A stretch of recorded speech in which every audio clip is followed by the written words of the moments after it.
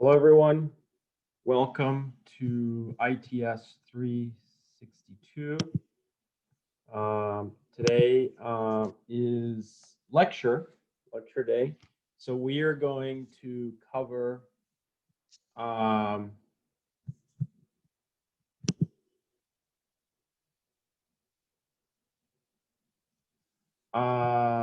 somebody's asking me if a lab report is required for homework assignments. I think I explained last week that lab reports are not required. However, they are helpful to you in case I run your code and it doesn't run correctly. So at least there I can see in your report that you got it to work, and then maybe I'll email you saying that, I had problems with your files. However, if you don't include a report and it doesn't work, I'll assume that you did not finish the assignment and give you the corresponding grade for that. All right, so now, as I said, today we are going to, okay, there's some people waiting. Oh, yeah, that reminds me, course participation, I need to do that. Okay, so I'm gonna do that. Just give me a second here. Damn, 28. So I'm gonna just take the course participation really quickly before I forget to do this.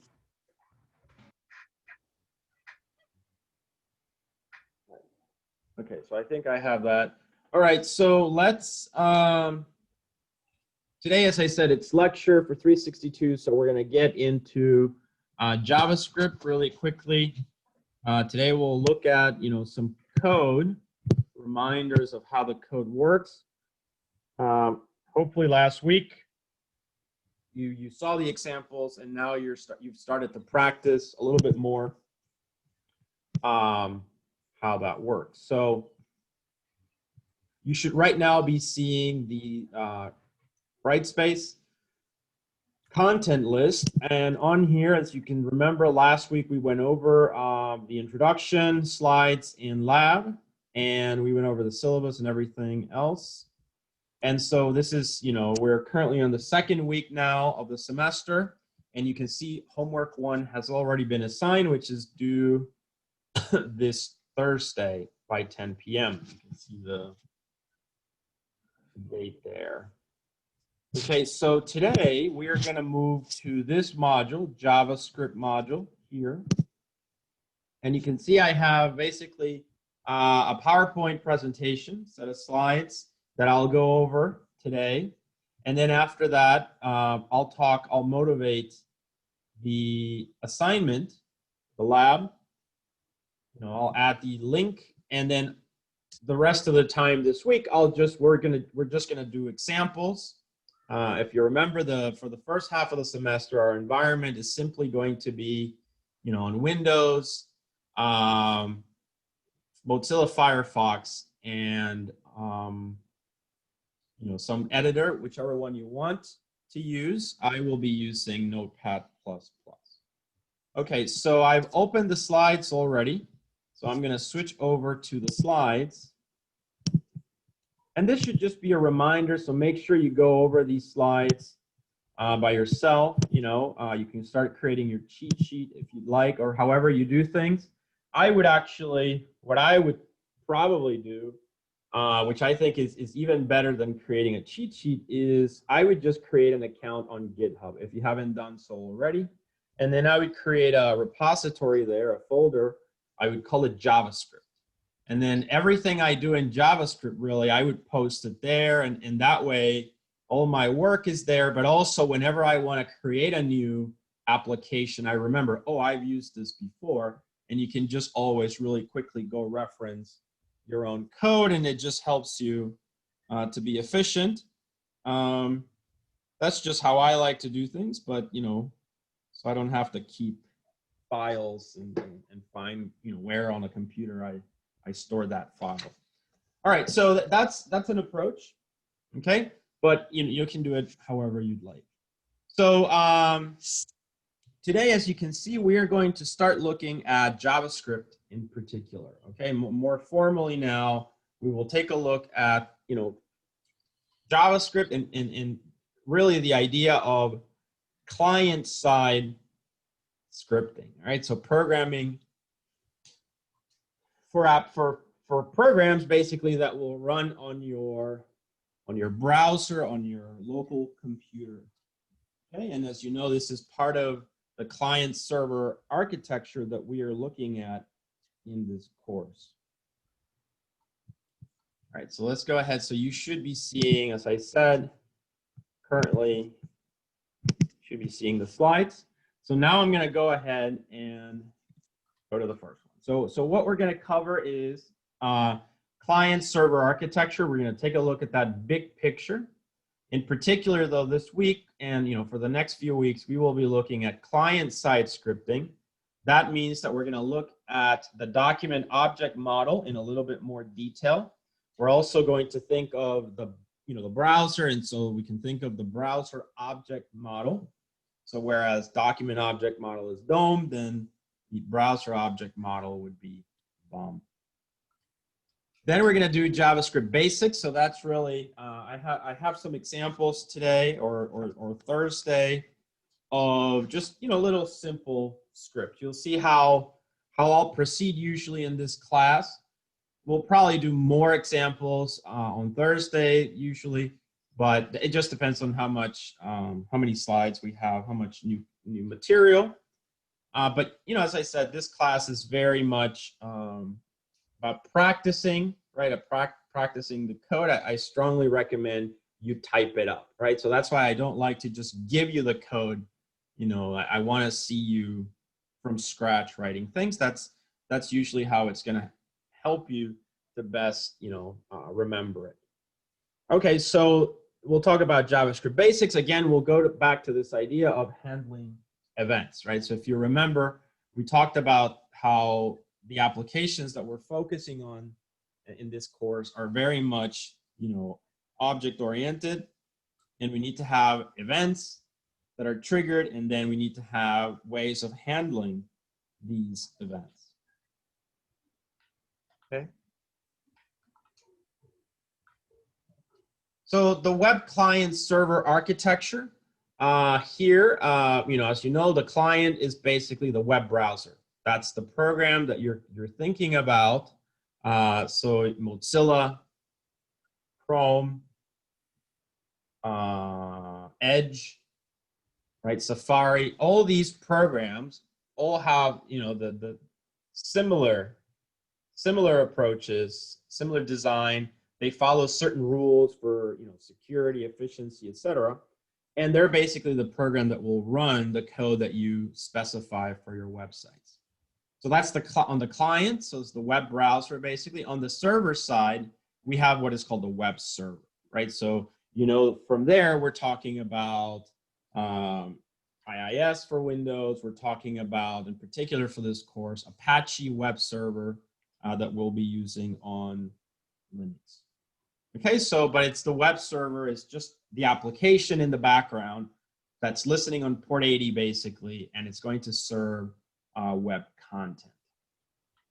So the advantages of the client server architecture, it's easy to maintain at the centralized location, the server, right? It's easy to deploy, no special software except the web browser, right? So that's the incredible design actually of this client server architecture, which if you think about it, has been around since the very beginning, and the design was so well done. It's basically what we still do today. It hasn't hasn't been a major redone or change of it, right? It's just very efficiently done. Now, while no special software is needed, sometimes JavaScript does change, doesn't behave the same on every browser. And you'll see that probably as we do some of the homework assignments, but this is why it's always recommended to use libraries like the jQuery library that we will look at as well. So all of this, of course, is based on the open protocols of the internet and web networking. Okay. So in particular, we're going to focus on, as you can see, on client-side scripting and our JavaScript. The code running. So what is the client-side scripting, right? So what is the client-side scripting? So it's the code running inside the web browser on the client computer. It is typically an interpreted language, in particular, like JavaScript. Okay. So that's really what we're going to be looking at. It was created by Netscape Communications, if you remember how they struggled in the beginning with Microsoft. So there's quite a lot of history there that I recommend you take a look at. And I should make this, I always want to stress this because students are always saying Java, always. My Java code, Java this, Java that. Okay, this is not Java, right? So JavaScript and Java are two completely different programming languages. We're not gonna be doing anything with Java the semester. It's JavaScript, and it's such a great thing that you should appreciate. I'm sure if you like programming and developing really nice, impressive web applications. All right, so very important there. Okay, so client-side scripting, very popular, right? There's other things that get used, but in particular, you can see JavaScript has been very popular for a very long time. Okay, and it's still very popular today. As I said, there's so many libraries now. They usually have that extension .js. We will start creating our own little files that kind of look like that later as well. So now, when we talk about the client-server architecture, right? We also have to talk. If we talked about the client side, then we also need to talk about the server. So in this case, we're talking about the server-side scripting. Right, so it's the code running on the server. This is, everybody nowadays, nobody really has data centers, right? So everybody has to use the cloud, AWS, GoDaddy, Google, Oracle. So all the companies, IBM, I think even IBM, I heard they're getting into cloud services. So everybody is really getting into that. And so there's certainly going to be a lot of competition, which is good for everyone, I would think. And they basically take care of a lot of the complicated things like the security and everything. And the cost is not that bad. So basically then, it's that code, it's that part of your web application which resides and runs in the cloud somewhere. Or on a server, I guess, when you do the labs here or you do your project, but that's where the code resides. So the idea there is that code runs in the server itself. All right, so you have code over there. Usually for our class, it's going to be in the form of PHP code. It'll run over there, and when it runs, regardless of what the logic does, the outcome of the code running on the server is that it always generates an HTML file. That's what it does. So always think of the code. If you've never really thought about it, think of it this way. You have the code, index.php. You run that page. Whatever code is in that page, which you cannot see because you cannot see it on the browser, will run only on the server. And then once it runs on the server will then send you via the internet a file, the output of running it. So it's like it processes, it runs, boom, it generates a text file, which is going to be the HTML file, and then that's going to be sent to you across the network, and you then view it here on your browser. But some of it will include, of course, like JavaScript. That part of that file is the one that will run on your clients. But it's the only thing, that's basically the pipeline. So it's the code running on the server, emphasis, typically for the web server applications. Another terminology used out there is Common Gateway Interface, or CGI, a specification for interfacing external applications with the web browsers.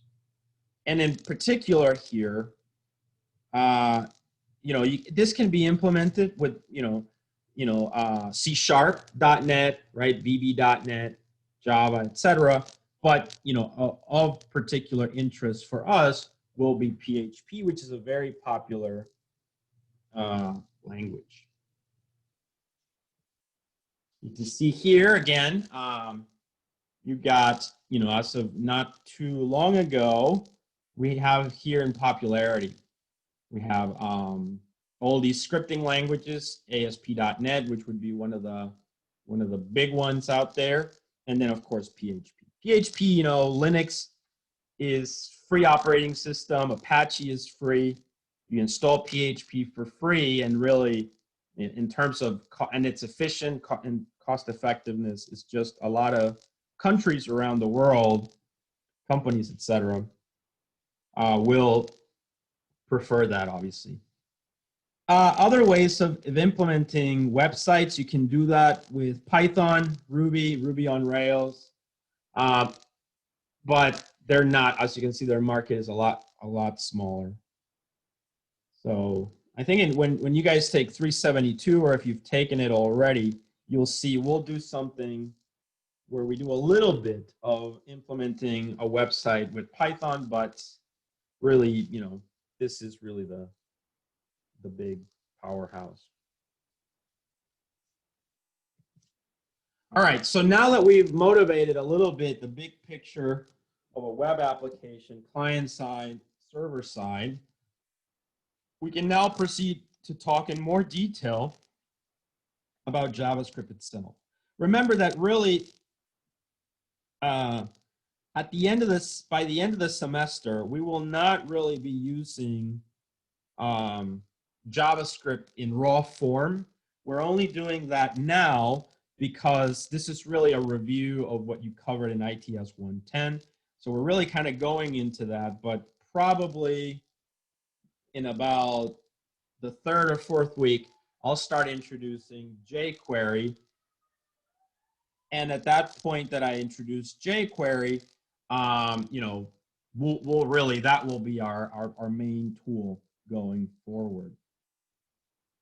Okay, remember that this is a distributed integration course, so all these technologies will be, you'll have to just use them together.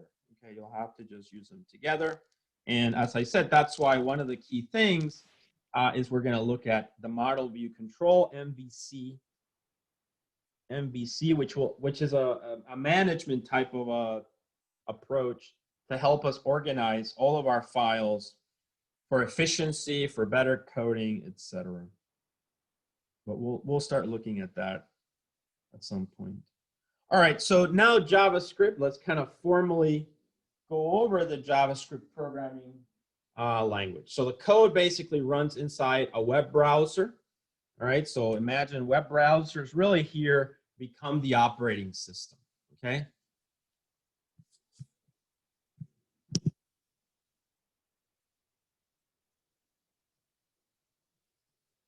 Sure. Okay, so so the code runs inside a web browser which renders the HTML pages. So literally what happens there is think of the browser as an operating system itself. It runs the code and it's got a graphics mechanism, right? So it renders the visuals of the HTML pages. That's really what the browser does in that window, and everything is, clickable, etc. Okay? So it's dynamic HTML, if you will, which is one of the key terms that it's one of the key terms that I've mentioned several times already, that our goal in this course is to create very dynamic websites. So JavaScript code associates with the HTML pages, much like how CSS associates with HTML pages. Okay, There are three ways to add JavaScript code in an HTML document, okay? There's, of course, inline JavaScript, like inside an HTML tag, for instance. And this, you've already seen this last week, right, where we were mostly dealing with event handlers. There's also embedded JavaScript. This will be one approach that we will take a lot in the beginning. So this one, embedded JavaScript, which is we're going to have in the head section, we're going to have script tags. And those script tags are going to be in the same HTML document. Now, these script tags can actually be in the head section or the body section, but usually we're going to want to define most of our functions in the head section and then just make reference to a few things in the body section. And that, again, is just really for better organization, just, style, how we want to proceed. Then we have external JavaScript. This will be another way that we will eventually prefer, right? And this is when we have the JavaScript outside the HTML document. So in that case, it becomes a lot like CSS, like external CSS, where we have a .css file, and we reference or link that CSS file in a link tag, basically, from the HTML page. Well, it's very similar applies here with external JavaScript. We're going to have an external.js file, and it's outside the HTML document, and then through a source attribute of the script element, we will be able to reference it. So we still will have the script. We'll still have the script element there, but we will be not adding code within the tags. Instead, we're just going to reference everything through the source attribute. So it'll be something like source, and then in double quotes, and then this is going to be some kind of URL. And the same will apply for JavaScript, for jQuery. jQuery is a library. You can sometimes download it to your own computer, but we can just easily just link it to some URL on the web, probably from Google or somewhere like that, and which we know it's very up to date, and that just makes it more convenient. However, there are some students that in the past that have downloaded the files, and that that's fine as well. Some people like to update their own version, so they might have one version plus some updates, so they kind of have it as part of their files. Okay, so there's a lot there. A lot of businesses also, I should mention, grab the default jQuery libraries and then start adding to them, creating more functionality. They might create like something that resembles an Excel spreadsheet that you can add to your website to give that feel for people, because most people in business, they know how to use Excel spreadsheets, so makes the website more sort of desirable for them. So there's a lot of businesses, right? And for some of those, you have to pay sometimes. So nothing that we will use today will require, or this semester will require us to pay, but that's just, FYI. All right, so so that's JavaScript. So creating and debugging JavaScript code, you've already seen me do that in the first example that I did last week. Remember, I strongly recommend that you work on this. Okay, practices. There's various tools. There's one called Brackets. I mean, there's so many tools out there. I'll just use Notepad++. I like to keep things pretty simple. And as I said, another thing is usually when you work in the cloud service, a very common tool is called cPanel, and cPanel provides a lot of editing tools. So tools change. So in essence, you have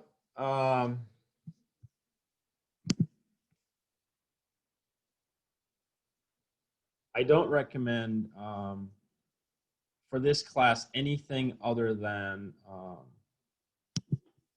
Notepad++ and JavaScript. But like I said, I know students have used brackets. You know, you can look up other tools that you like. All right. So JavaScript is meant to have cross-browser compatibility. It is a standard. However, that's something that we will see, but the solution to that is jQuery. That's why for homework assignments, I do recommend that you please just always run your code in Firefox, okay? Because that's the only browser that I will use for grading. Sometimes I do remind you that JavaScript can be a little bit unforgiving when it comes to little syntax errors. So for those of you that make those types of errors, I recommend either look up some good editors, or just kind of follow what I recommended when you program, right? Don't start writing a lot of code. Write very little code, make sure it works. Write a little bit more, make sure it works, right? Using the alert to display, relevant information, that's helpful. Printing out the data, it's always some good recommendations, because JavaScript is case sensitive, and it's very easy to have little typos or little bugs, okay? So just be kind of warned about that. The document object model, or DOM, okay, we've talked about this, and this is the thing that allows us to have dynamic pages, okay? In essence, a website which really just looks like a text file of code is really a representation of a hierarchical data structure, right? And that structure contains all the tags, and then you have a node that's a parent, and then that parent has children nodes. So everything is linked together.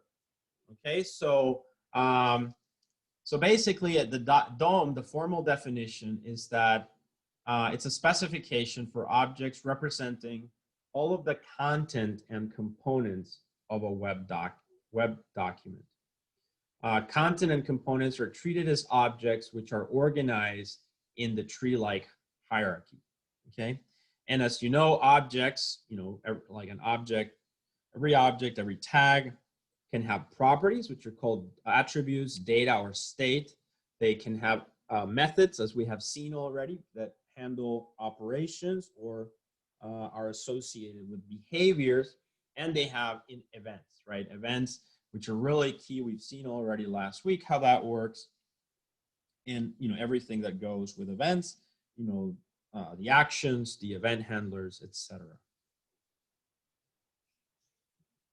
Right, you can see here obviously an example of what we're talking about. We have, whenever we're referring to the document, we have the keyword document, but then based on the period and chaining and everything, we can start accessing all the elements, all the other tags. So in this case, we have the central tag HTML.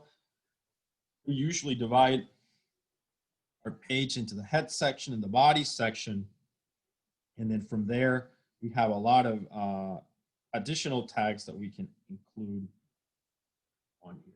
Okay, so we're going to follow this. We're going to stay with this structure, except that because we're going to use MVC, we're going to break up a file. So whenever we create an HTML file from beginning to end, initially they're going to be self-contained files, but as we start adding complexity, you will see that we will have maybe the head section in a part of the body, the top part of the body in one file, and then we'll have the body, or the central content of the body section, in another file, and then we're going to have like a concluding part of the body section and closing the HTML file in yet another file.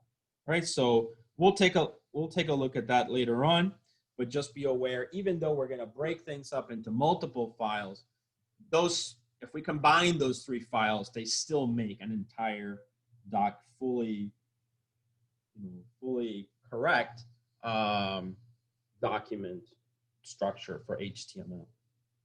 So HTML is really the thing that you want to generate. Okay, so remember that HTML is associated with JavaScript and CSS, but whether we're using PHP or any other tool, at the end of the day, we end up with the three things that the browser interprets, which are HTML, JavaScript, and CSS.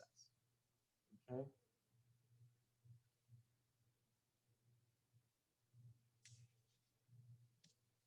All right, you can see here, we can also think of the browser object model, and the idea there is that this refers now, we can refer to the browser itself as an object, right? Not just a document displayed in it, but the browser itself, which has associated things. For instance, obviously, the object is the window, and then that window contains, our document, which will have all the tags that we're familiar with in from your 110 class. But also, besides the document, you can have frames, iframes, right? The iframes, which is something still around. You have information about history, right? You have history there, and you can have a few other information that we may not use this semester, but that's still associated metadata, basically more metadata about the window itself, the window object. We won't really use this that much, though. I should say we might see it, kind of at some point in the semester. Our focus will really be on that area. Okay, so document and everything that we define, but it is an object as well. So basically, the idea is that, you can, as I said before, the browser is browser window or the frame. So it's represented by a window object, whereas DOM is what's contained inside, right? So it's what's displayed inside. It's the HTML page represented by the document object, okay? The document object, which is what we will be referencing quite a lot. So the document object model, it encompasses the entire object structure, which is accessible via scripting in the browser, right? And that's the beauty of it, is that anything in that document can be accessed via our JavaScript code, even the window object itself, and this, of course, which contains everything else. Okay, so that's the important part there. So other things in that object, in the window object, include the history. We're not, as I said, we're not going to cover this so much, but just to be aware of it, it holds information on visited sites, right? So we're all familiar with the browser history, right? So it's got that information, properties, and it's got methods, like, where did it go, how to move back and forward. All that list of visited links, etc. And then the other ones, information about the current URL, properties like protocol, host name, port numbers, etc., which might be useful for some things. It might be useful in particular for like advertising, and advertising companies, I'm sure, use this information quite a bit. Okay. They actually nowadays, I don't know if you guys, this is just kind of a little side note, but from the point of view of,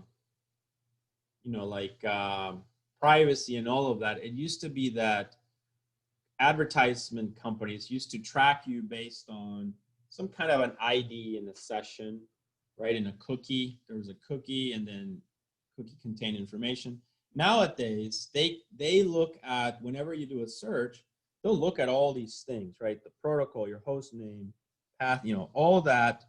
And they kind of create a profile of all of those things that's unique in some way, right? To you as the user. And then they keep that information really on their servers.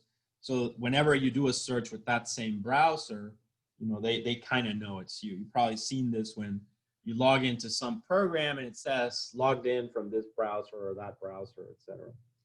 So that information has been used for that now. So it is important, obviously, for them. For us in the class, we're not really developing any apps like that. And so we're not going to be using it that much. But it's available. And the other ones, you know, I'm going to skip this one as well since we're not going to look at them. Really, our focus will be just on this one, the document object. Okay, so the document object, that's really because we want to develop and we want to focus in this course. This is the course where you can, from scratch, you know, build applications. That's our entire goal this semester, right? Just to build simple applications from scratch. Okay, so the document object, it represents the web document itself. So I would say the HTML from that tag, you know, HTML to this tag, HTML and everything in between, okay? And everything in between.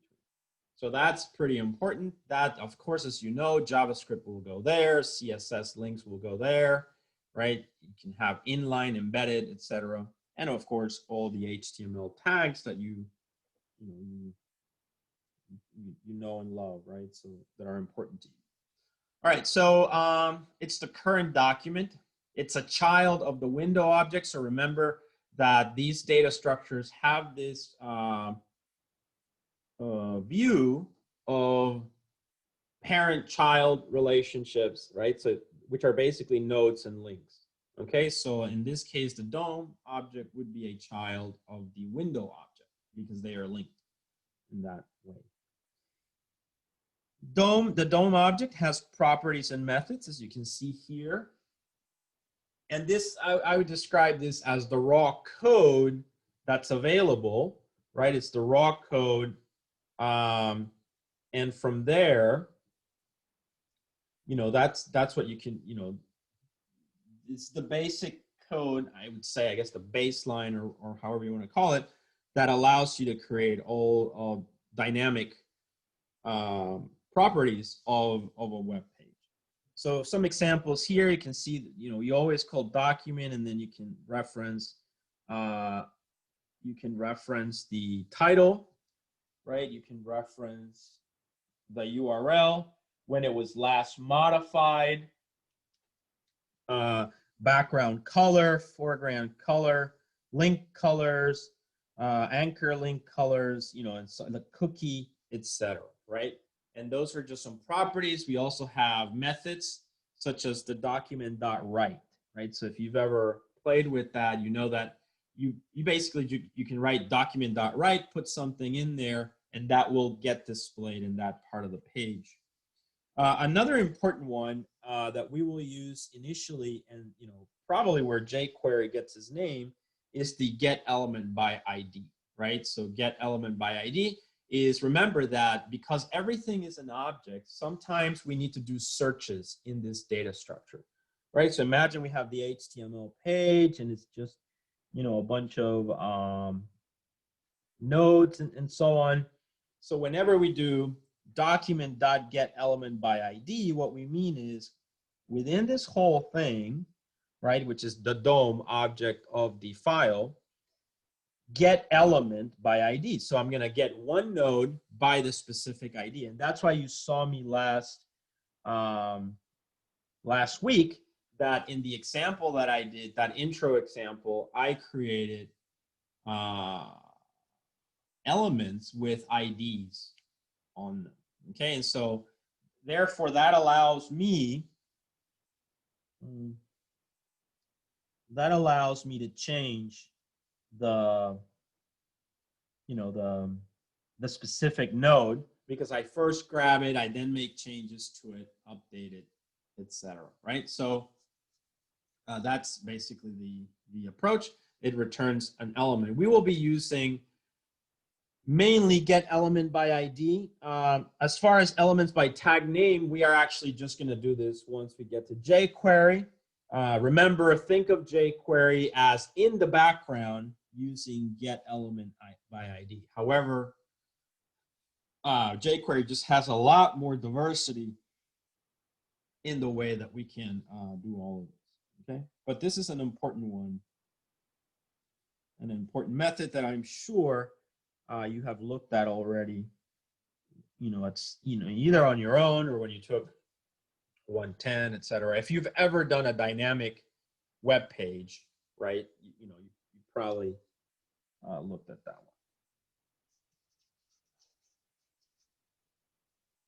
one. Okay, so variables in JavaScript. So now that we are kind of motivated, JavaScript in general, now we're just going to look at the syntax, right? So we're going to take a focus, if you will, on the syntax of the code. So that will be basically our goal.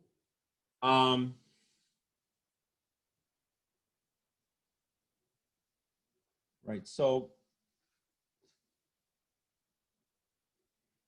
we're gonna look at the syntax. So let's start where we usually start with programming, right? We start with variables, right? So that's really where we're gonna be. So Python, sorry.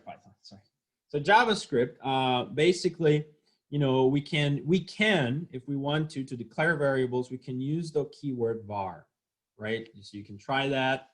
You var some variable. There are basically four data types, right? Numbers, Boolean, strings. I know there's a fourth one, it escapes me right now. I would say it's probably float, so integer and float. But there's usually four types of data types for JavaScript. String is, where you put in double quotes, some string literal. Boolean is true or false. And then you usually have your standard integer and real valued numbers or float. Okay, so those are generally the four data types that we're going to be using. Unlike other languages, data types are not specified when declaring variables. So, unlike, let's say, C and C++. So it's more similar to, say, Python, right? So for Python, we don't really declare data types either. So an example of doing this can be, for instance, var first number, right? Semicolon. So in that case, that's our first example of declaring a variable in JavaScript, right? And we have the semicolon there. Notice the convention first number. Remember, it's case sensitive, and the keyword var. And this variable can hold anything, right? So, but obviously, the fact that we called it first number, we probably imply that it's a numeric value. So formally, a variable can hold anything. It can be an object itself, right? So it can be an object, or it can be a string, or it can be a number, a letter, a character, whatever you want it to be. Okay, so that's, kind of the first thing to look at is the idea of variables. Are there any questions so far, guys, before I continue? I don't think I have any, at least. One question. All right, so I'm just going to go over these, and then it should get a little bit more, it should get a little bit more hands-on. We'll start doing a simple program, but I kind of have to go through. Usually the lectures will be a lot shorter than this one. It's just in the beginning, they have to be like this a little bit. All right, so I'm just, I may not go through all these slides, okay? So but make sure you read them. So of course, these are some of the examples that we're gonna be using today and Thursday. So, if we declare a variable as a string, it really is just about providing the string literal, right? So a string object, remember, string literals are the text that you add to a variable, such as this is a string. Notice the use of single quote or double quotes. Just make sure you're consistent. You actually saw me last week. I explained why I used double quotes one time and single quotes another time. The string constructor, so you don't always have to do this, but we'll take a look at an example of that. Var name, new string. Remember, a string is an object itself. right?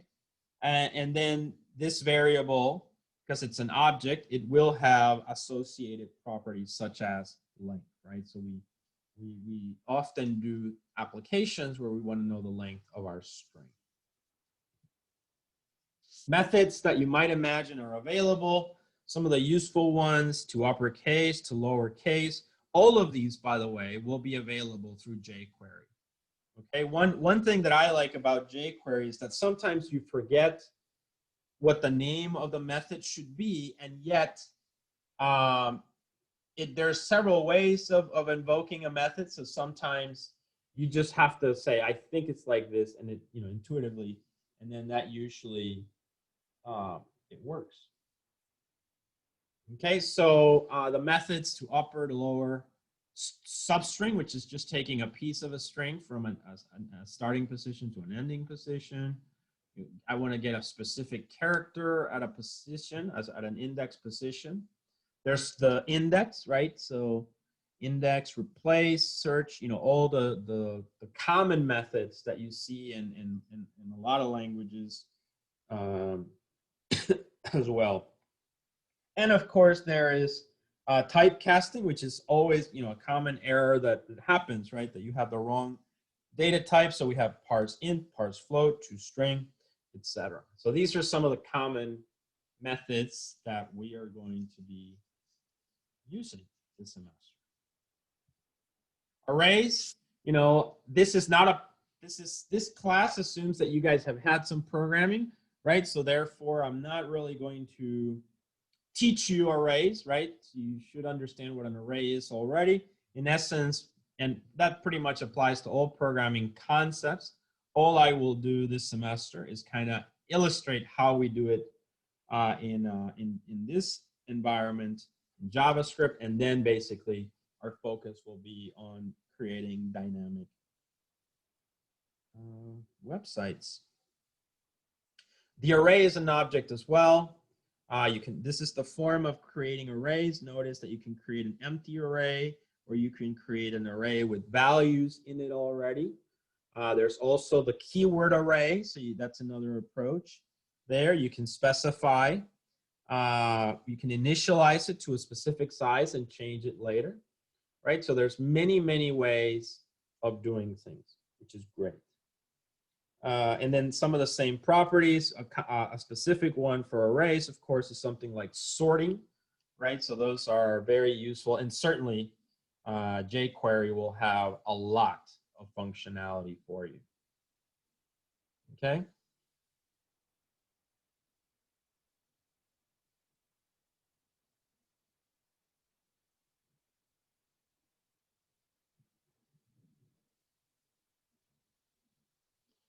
All right, so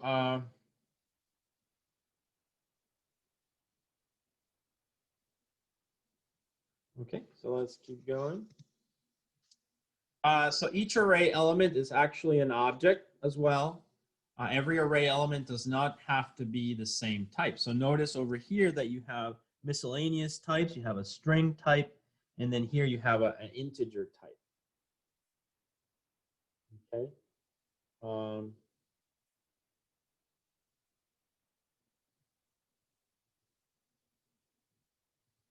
Okay, so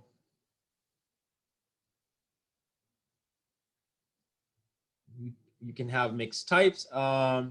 You can have arrays of arrays, right? So that's something that we will see later on. Notice this one is array of days, which is made up of this array, and this array, which are these three.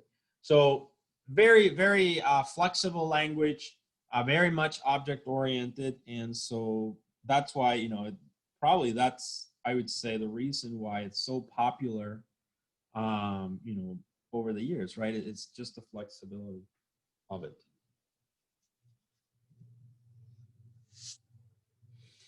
It's amazing, really, how much is developed on top, with this. All right, so selection statements, as you know, if statements, everybody knows what an if statement is. Comparisons, like, equal statements, comparison operators. So these are all the standard,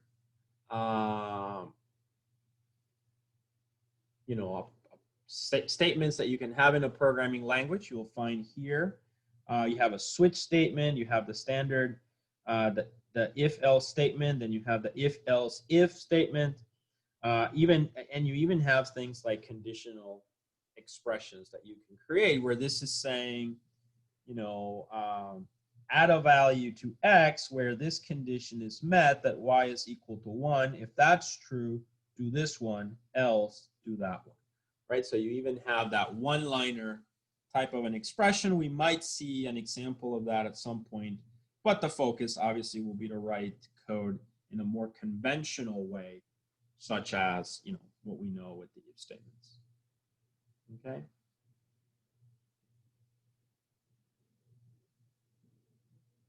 All right, so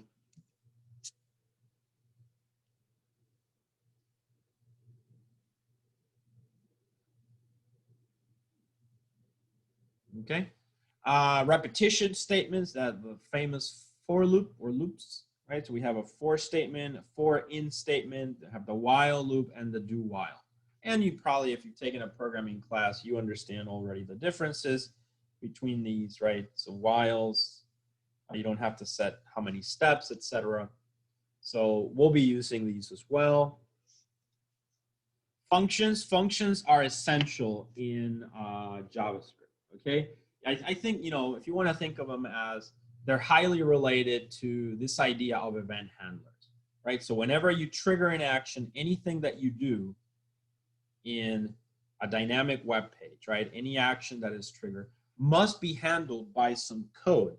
And therefore, it makes a lot of sense that, you know, functions are critical to this, right? Because functions can capture code. So we will see here some new things related to functions, such as the anonymous function and the jQuery function later on in the semester. But basically, you know, as you know, functions are modular programming, right?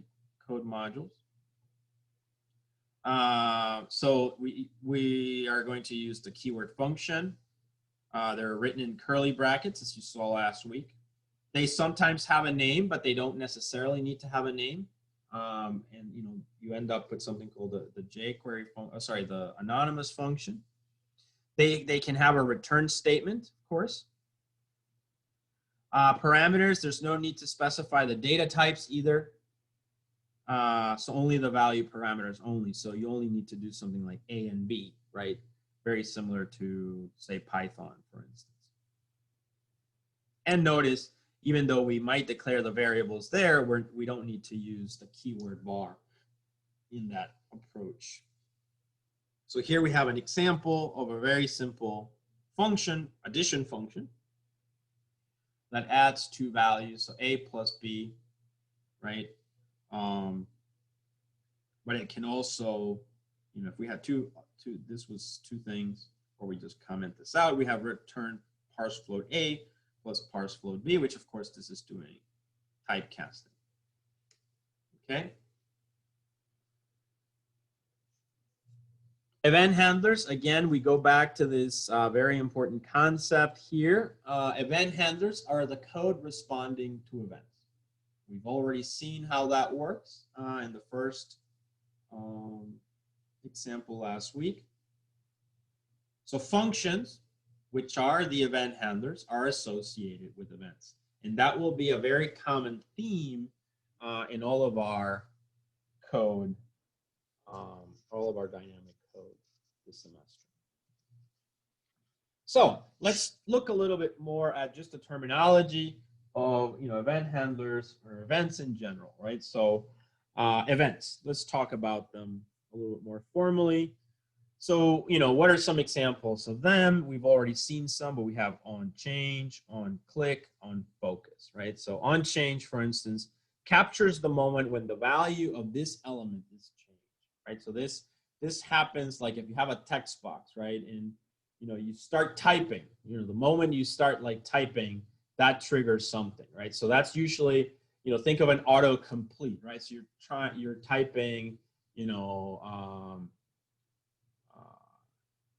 cat, right? So C-A, and when you're typing those, it's auto-completing and it's showing you the completed possible words, right? On click, obviously that's pretty straightforward. You know, it captures a mouse click on the element. On focus, that captures the moment that this element receives focus, either via the cursor or keyboard navigation, right? So you just put the focus on a specific text box. Usually the cursor then appears on there for you to type in that text box, etc. So there are many events. These are just some of them.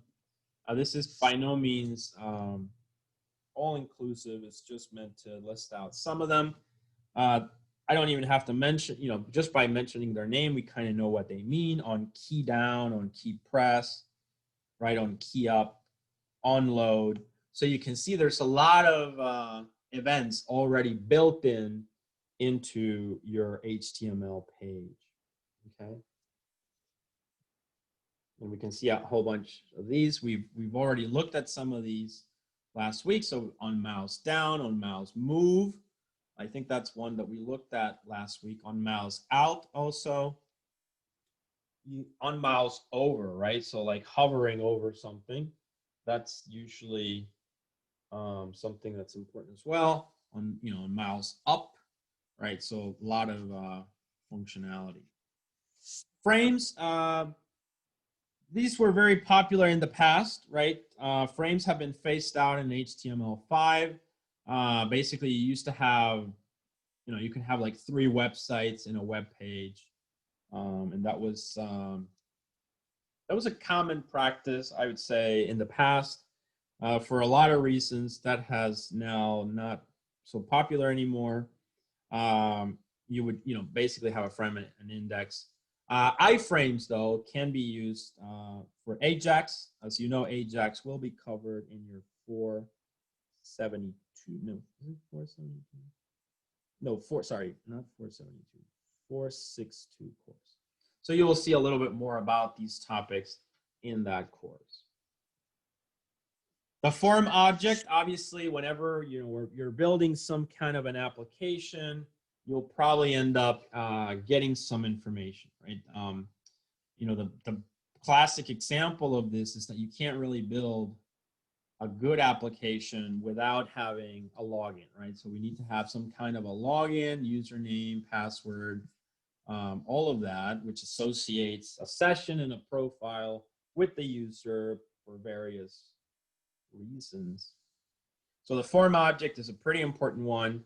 We will explore it. We will usually have a form page, and the form page, we fill in some data, click on that, and then, you know, we'll figure out where we send the data to. Sometimes the data gets sent to itself. Sometimes it gets sent to another page, right? So we will have to work through those problems later in the semester, but it should be pretty powerful and pretty interesting. All right. So the properties, obviously the action, that's an important one. So what's it going to do once you submit that form? You know, is it the method, right? Is it a get or a post method? So this will become very important later on, right? So get or post.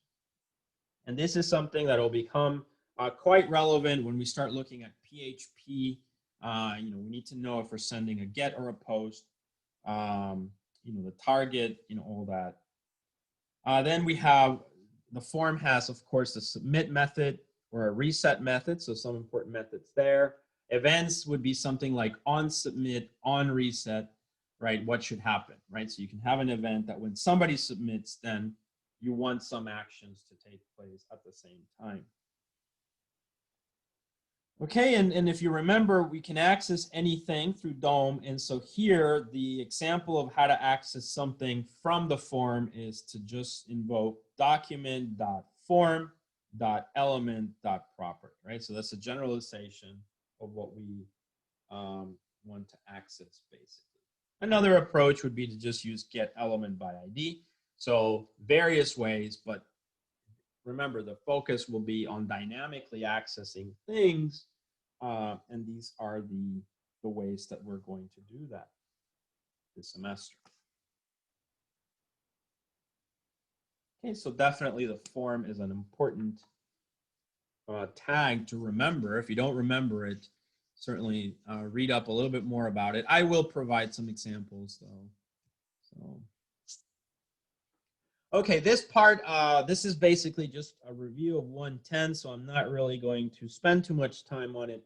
But if you remember, this was one of the main parts of ITS 110, which was, text area, the buttons, methods associated with them like on-click, checkboxes and radio buttons, drop-down lists, and so on, right? So this is something that you should know really well already, how to do this just statically, right? So remember that 110 was, a little bit more focused on doing things in a static way.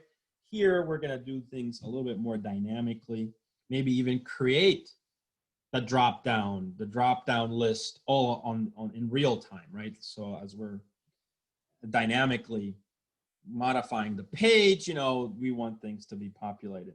Later on, remember drop downs and things like that actually get populated from databases, right? So, let's say that you select a category and then it's going to populate, that set of values, or let's say you're in a social media site, you visit a friend and then another friend.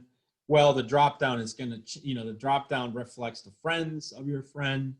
So it's going to be updated every time depending on which profile you're looking at. So these are things that are usually populated dynamically.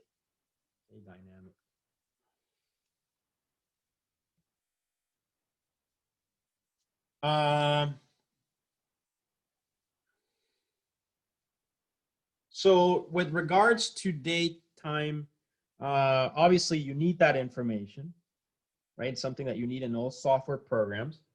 Things like calendars and calculating things related to age, days left before a deadline, all of that. So obviously when you did 110, you did a lot of that logic. Here though, the focus when we look at, we're not going to look at this so much in raw JavaScript, but when we look at jQuery, certainly we will explore some of the controls for this, like a date picker. And these are all going to be like a little calendar that we can click on. And you'll see it's super easy to implement a lot of this once we start getting into to the jQuery library. Okay. All right. So we'll look at that later. All right. So these were some of the resources. That was the last. This kind of material, there's so much available on the internet that you don't really, you can follow the book, or as I recommended, just find a good book for this, and you should be able to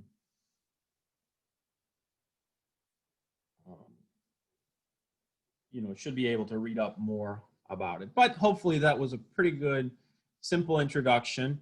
The next thing I'm going to do now is we're going to go and just do a couple of examples as time permits. So if you remember, I recommended that you have that you should have a folder. So I'm going to proceed to share my folder, 362. Okay, here we go. So you should be seeing 362. So now what I'm going to do is I'm going to create a new folder for this week. So today we're just going to do, let's call this, probably call it JavaScript Basics. Okay, so JavaScript Basics should be a good title.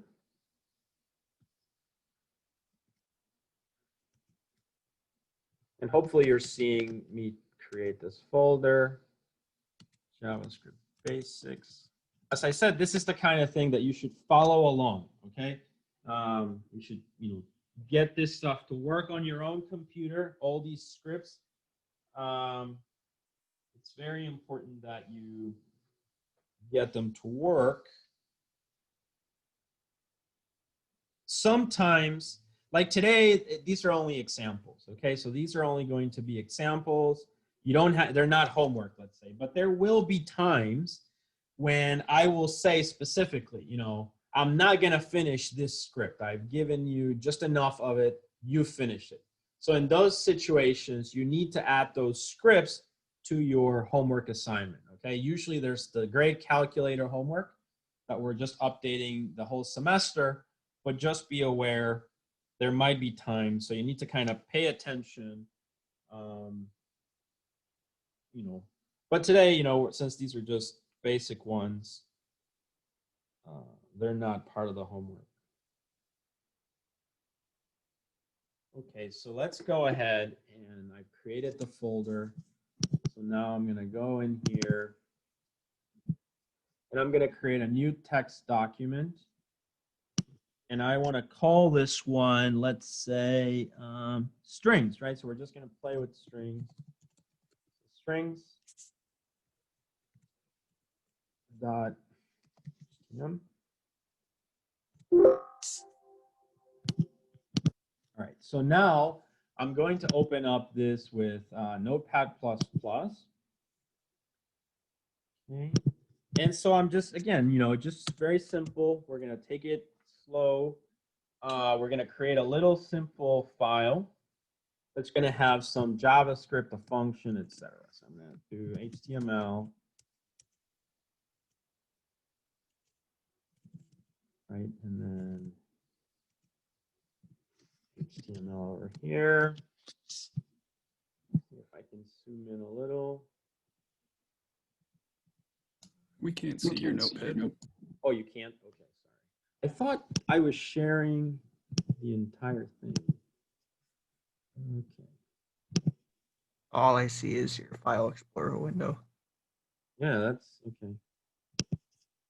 All right. So now I've shared the editor.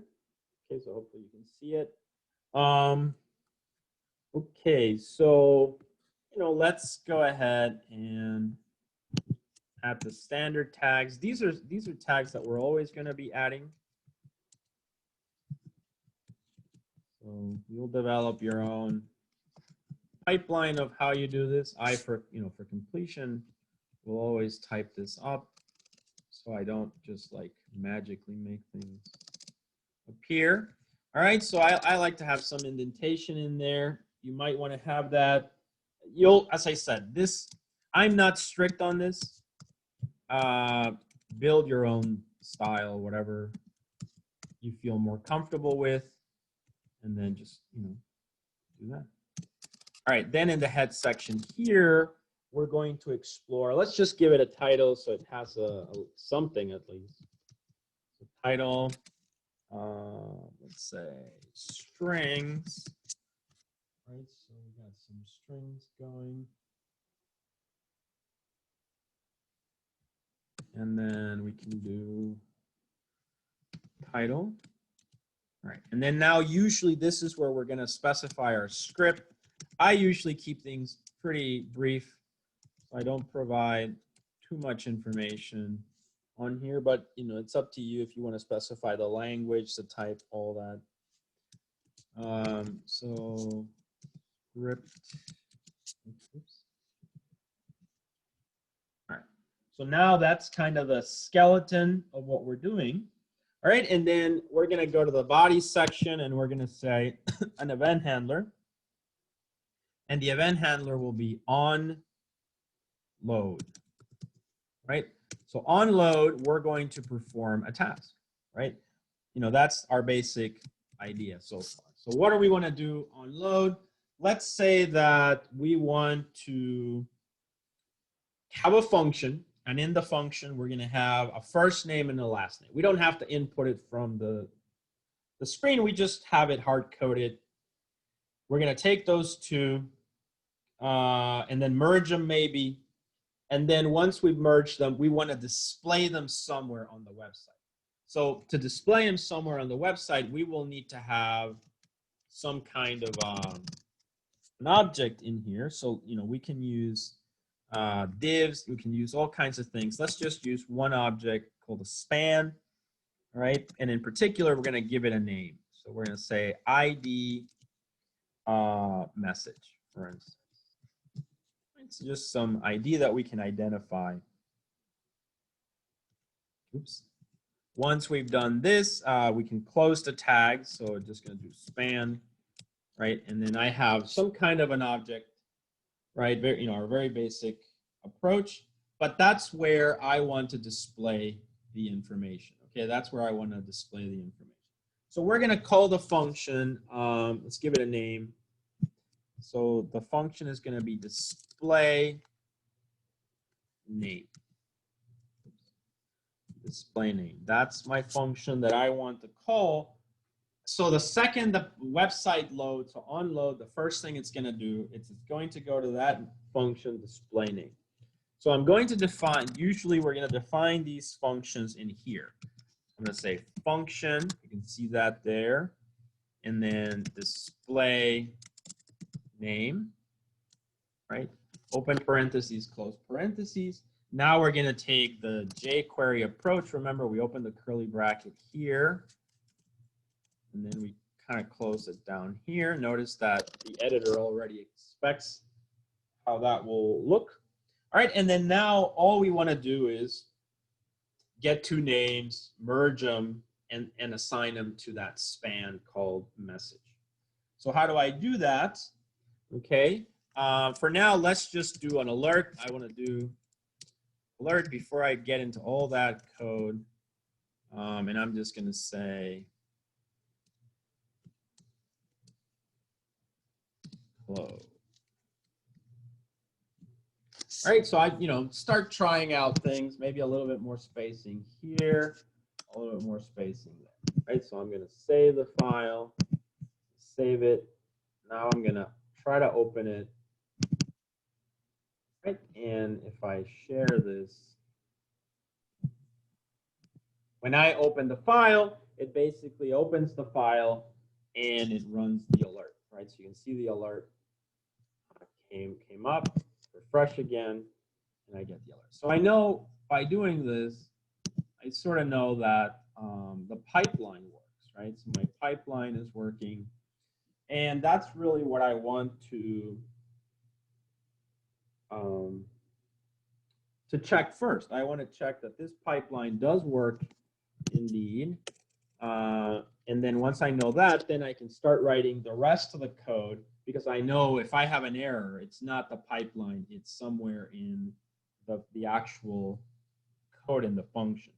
So I'm going to go ahead now and just create a couple of variables. I'm going to do var first name. So var first name. And let's just say I'm going to come up with some names. So John. Okay. And then close that, and then now I'm going to do another variable. This one will be for last name, right? So last name. And here I can take another approach just to kind of illustrate what's possible. So I'm going to say new string, and then I'm going to assign a value to it.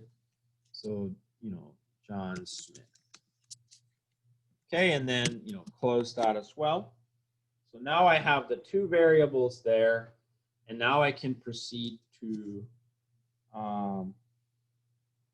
do two things, right? So I want to merge them, but I also need to assign them to that span. So the first thing I want to do is I want to grab that span, which remember, what I mean is this span over here. I want to grab this span and just assign it to an object.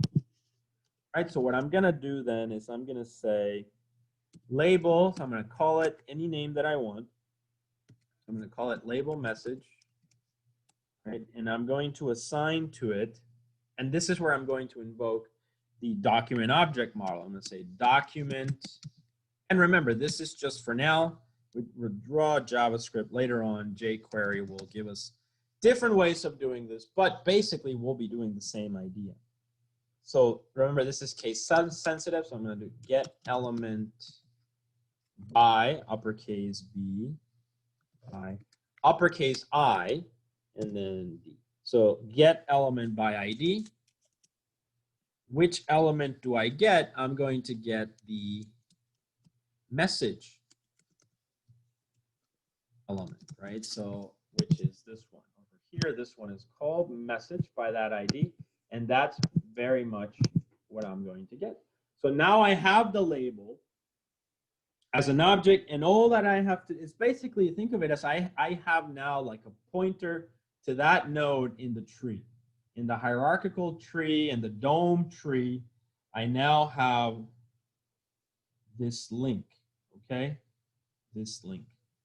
So now that I've done this, I can proceed to assign the results to it. So now I'm gonna say label message. See, the autocomplete is very useful. And then that span, that object, I can say from that object, I wanna display in here some information. This area would be called the inner HTML. Okay, so I'm going to reference that. And so therefore I can do inner, and this will be one way of doing things this semester. So inner HTML. And what do I want to assign to this? I want to assign first name, that variable, plus, notice the concatenation is with a plus sign. I'm going to add a space, obviously, in between, another concatenation, and then last, and then close it with a semicolon. So hopefully, if we've done everything correctly, this code should work, and we'll display John Smith. If you notice, I removed the alert. I don't need that anymore. That was just for testing the pipeline. So now I'm going to go ahead and I go to my folder again, double click on it. I need to share this.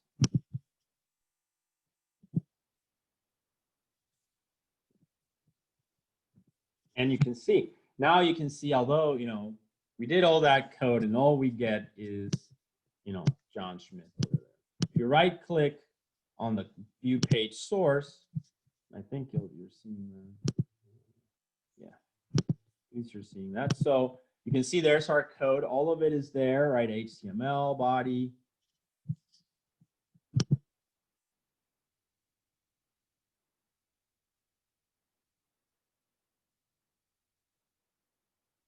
In between the information dynamically, it should appear there. Okay. Span. So remember, the tags are just okay. Yeah, the tags are just like placeholders. This is where something goes, but really you don't really show span on the browser. You show what should be in there. Just remember, this is being done dynamically on the fly as we run the code. Okay. So you can see there's our code, all of it, and then on the load event, it'll basically provide the output that we want. And that will be, we won't always get to see that with view page source because now the dynamic aspects of this won't always show the result. But we see it obviously in the final rendering in the browser itself. So that's it. That's our first example today. So I'm going to go back to the code and I'm going to pause for a second here just to see if there are any questions. Are there any questions about this one? No question. No question. Okay. All right. So pretty simple, right? So these are things, as I said, this week is basically meant to be a review of things that and the emphasis is more on the dynamic aspects of making dynamic web pages. All right, so we've looked at that one. We have time for possibly a couple more. So let's do another one then. This one, let's see. Oh yeah, this one's a little bit more complex, but interesting as well. So let's go ahead and, I'm going to create I'm going to close this file. But I have a specific pipeline that I like to follow. Okay, and my pipeline is that I like to create the file in the folder. I know where it is. So I go in, right click on the folder, text document. We're going to call this one Just so you know, you're not sharing your screen anymore.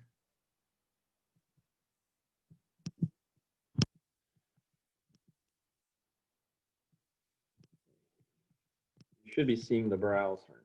Sorry, the folder. So I created a text box here. Right click on it. And this one, let's call it text box or text boxes, however, text boxes, and then change the extension. So that's just me. I mean, other people will do things differently. I like to create the file. That way I know where it is. I know the file is already exactly what I want it to be. And then now that I have that, then I can go ahead and right click on it. Right click on it, click Notepad++. Now I've opened the file. I know what I'm updating, right? That's just because I've always noticed whenever I teach this class that students just, I don't know, they lose their file somehow, or they modify a file and then they spend hours thinking it's an error in their code and it's just that they're modifying the wrong file. So that just, make sure that you're in the right place. All right, so let's build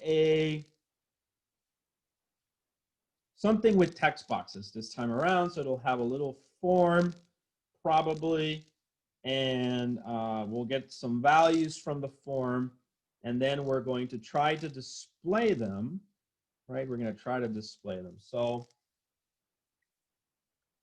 same thing as usual, right? We're going to create HTML. This will become repetitive at some point. So maybe just have a standard template. You can always just copy paste, or you can just type it. I mean, it's up to you. That's why I usually don't add a lot to these. So I don't have to type too much. But I kind of like writing things from scratch, so I know exactly what's there. All right, so have the basic sections there. And then now we can add our script section as well, where we can define our function, our event handler. So I'm going to say script. Okay, I have my section there. And then in the body now, I'm going to have just, just to try other things, I'm going to add a tag for a form. Form. It doesn't really have any actions. This, we're not sending data via get or post or anything like that. Just a simple form. To have everything associated within the form with the button. So that's really our goal. Okay, so let's go into the form. And then now let's do a couple of text boxes, right? So there's various ways of creating a text box. I'm just going to take the standard approach of input and then a type, right? So I'm going to say first, and you guys can try other tags if you'd like. So first number, let's say, right? So this is just hard coding it there. And I'm going to say input, and in particular type equal text, right? So it's good that, that I can distinguish that I have the text box. And here, though, remember, one of the important aspects is you have an ID, right? So I'm going to do ID, first number,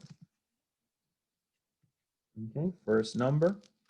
And I'm going to do just that, all right? And then I'm going to do a break line tag,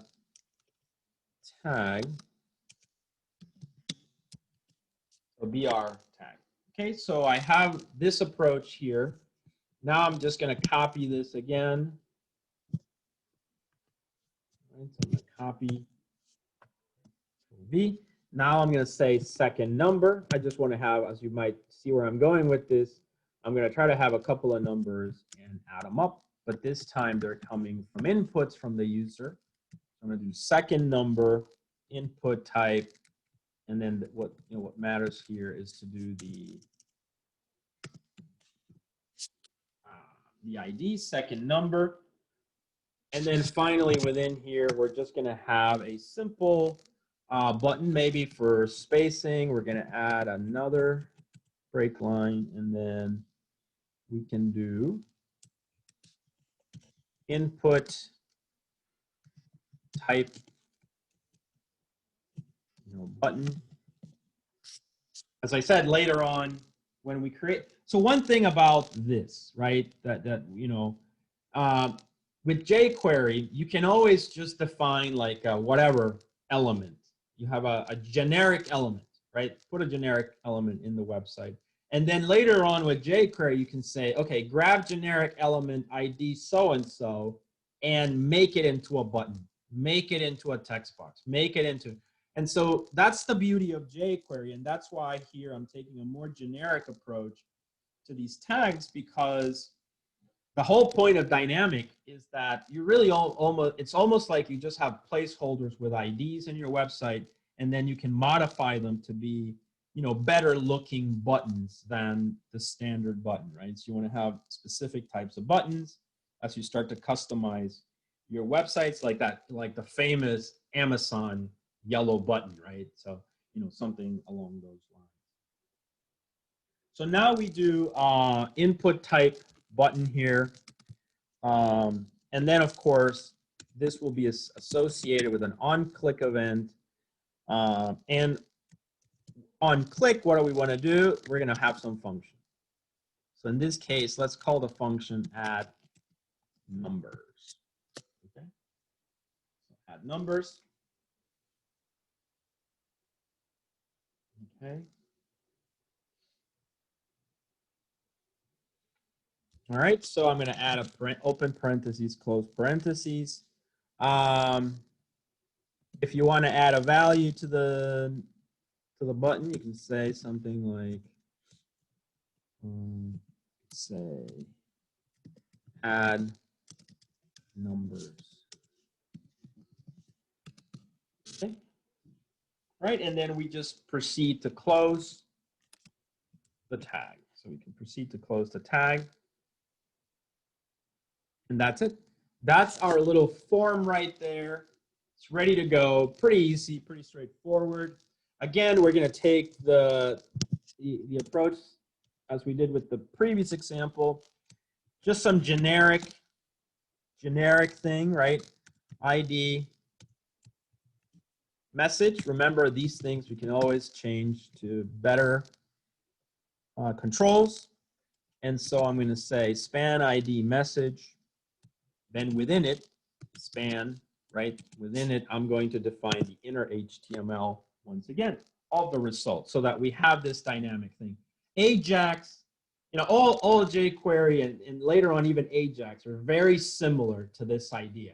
I don't know how to stress this enough, right? That this is a mechanism that it's always going to work like this. You have a place where things go, have the logic in between, and you have the thing that starts the event. Ajax will be very similar. It's a little bit more complex, I guess, to understand it first, but it's extremely powerful, and it doesn't require refresh on the page, which is the advantage of it. But otherwise, pretty similar idea. Syntax, obviously, is a little bit different. So now we have our span. If I look at it, I believe it's correct. Okay.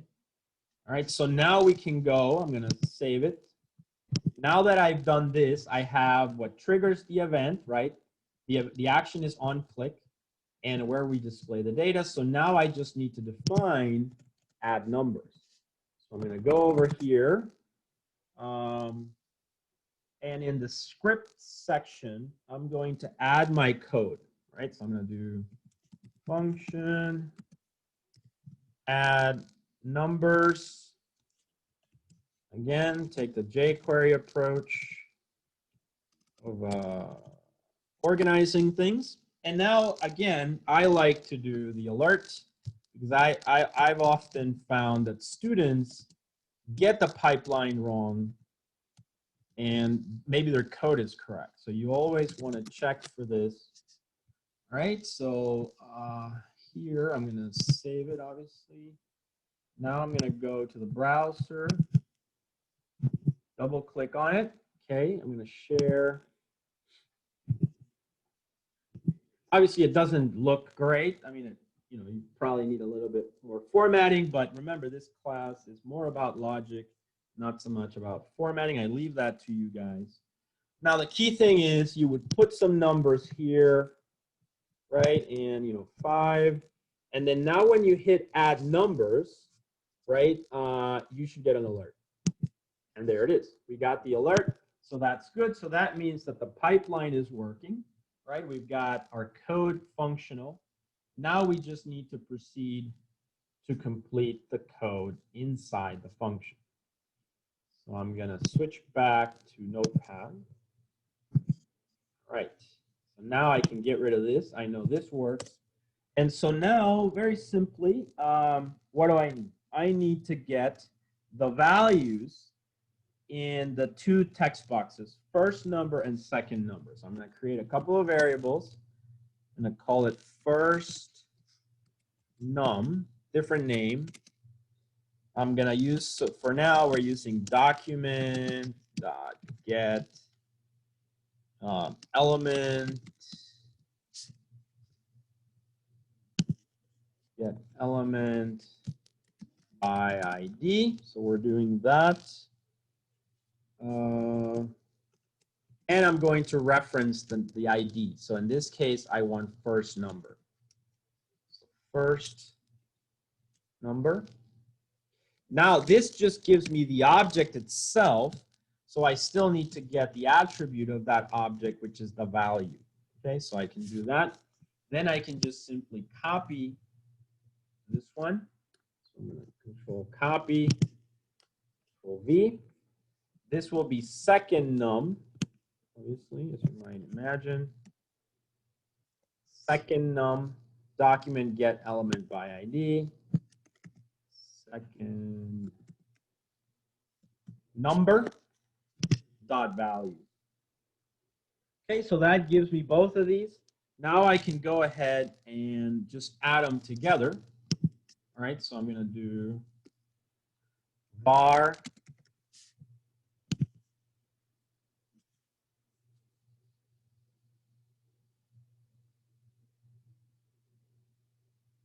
oh yeah, I have a typo. Thank you, I see that.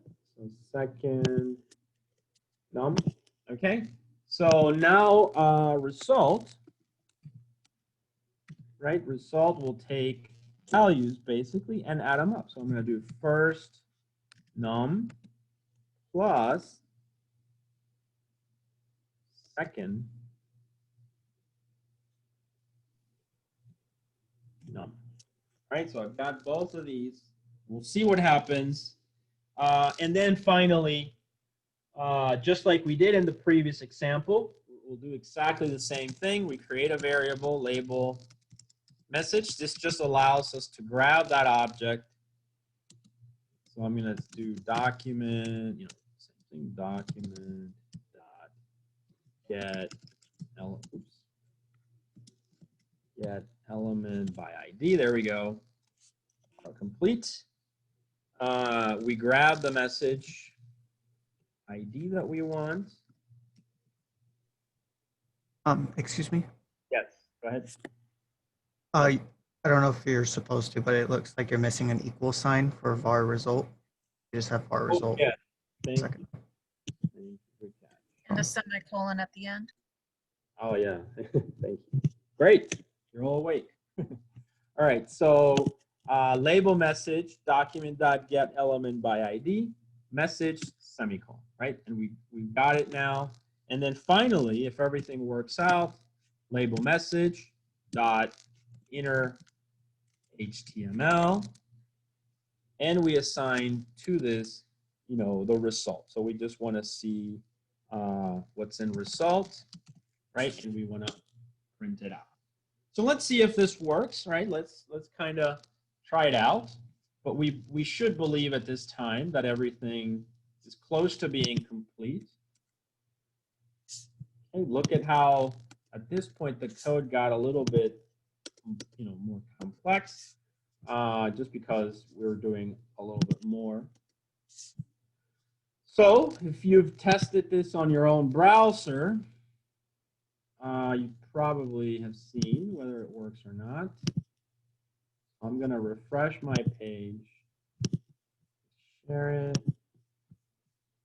You should be seeing this now. And there you go. Did it work? No. Oh, why?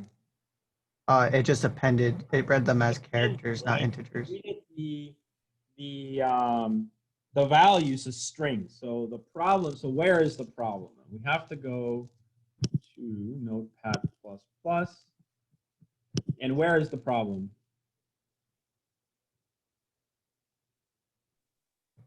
We need to make them integers instead of a string somehow. Here, right? And so we can then, I will just copy this. Okay, Control V. I'm going to comment out the first line. And then here I can just say, the typecast. We saw some of the functions. So let's say parse, actually float, just a more generic. Let's see if this one works. If not, we can look for the other function that was available in the slides as well. Okay, so now hopefully they should be two numbers. So the plus should treat them as numbers. Okay, so let's see what happens. So they're numbers. At least that's the goal. Okay, I need to share.